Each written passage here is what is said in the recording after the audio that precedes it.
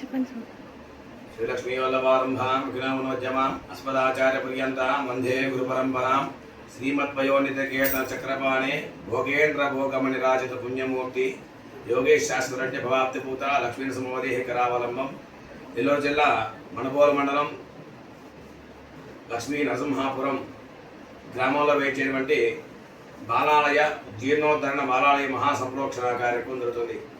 200 సంవత్సరాల నాటిది ధ్వజస్తంభం అంతా కూడా జీర్ణమైపోయి దాన్ని నూతనంగా ధ్వజస్తంభాన్ని స్థాపన చేసుకోవడం కోసం ముందుగా స్వామివారి యొక్క పైన సంప్రోక్షణ కార్యక్రమాలు చేసుకోవడం కోసం విమాన శిఖరానికి గాలి గోపురానికి అంతా కూడా నూతనంగా రంగవల్లులన్నీ కూడా నిర్మించుకోవడం కోసం ఈ యొక్క బాలాలయ మహాసంప్రోక్షణ కార్యక్రమాన్ని ఏకానిక దీక్షతో ఏకాన సాగమోక్త ప్రకారముగా ఏకానిక దీక్షతో ఈ యొక్క కార్యక్రమాన్ని ప్రారంభించడం జరిగింది. ముందుగా విశ్వక్షేణారాధన, తదుపరి పుణ్యాహవాచన, పంచగవ్య ప్రాసన, తదుపరి స్వామివారికి పంచామృత అభిషేకం, చిరుదిన స్థాపన, తదుపరి సభ్యాగ్నిగుండంలో విశేషంగా సంబంధించి విష్ణు వైభవం, స్వామివారి యొక్క పారమార్థిక మహాశాంతి హోమ కార్యక్రమాలు జరిగినాయి.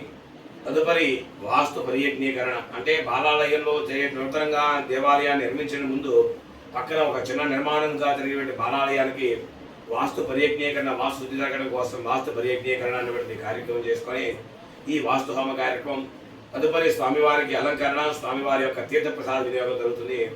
సాయంత్రం 5 గంటల నుంచి 9:30 వరకు కూడా ఈ కార్యక్రమాన్ని మళ్ళా పునఃప్రారంభించడం జరుగుతుంది.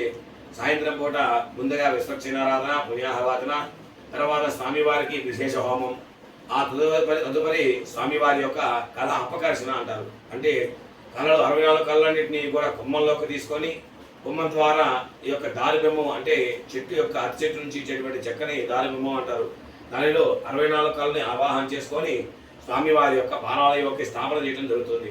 ఆ తదుపరి స్వామివారి యొక్క ఉద్వాసన కార్యక్రమం, అంటే ఇక్కడ ఈ స్వామివారి యొక్క రాతి విగ్రహంలో ఉండేటువంటి స్వామిని ఆయన ఇన్ని రోజుల పాటు మా యొక్క గ్రామంలో వెలిసి ఉన్నారు కాబట్టి ఇక నుంచి ఎప్పుడూ కూడా నిరంతరం మా యొక్క రూమ్లోకి వెళ్ళి మమ్మల్ని ఎప్పుడు ఆశీర్వదిస్తూ ఉండవయ్యా అని చెప్పని స్వామివారికి అనుగ్రహాన్ని తీసుకొని స్వామివారిని మొత్తాన్ని కూడా చుట్టూ కూడా ద్రవతాలతో కట్టేసి దానిపైన వస్త్రాన్ని పెట్టేసి శుభ్రంగా చేసుకోవడం జరుగుతుంది. తదుపరి స్వామివారికి ఈ బాలాలయంలో వెళ్ళిపోయాక కన్యా దర్శనం, గోదర్శనం, ధాన్య దర్శనం, స్వామివారికి ఆ యొక్క పాదధ్వజాన్ని ఉద్వాసన కార్యక్రమం జరుగుతుంటుంది. కాబట్టి స్వామివారి యొక్క తీర్థ ప్రసాదం తీసుకొని వెళ్ళవలసిగా కోరుతున్నాం. స్వస్తి మంగళం.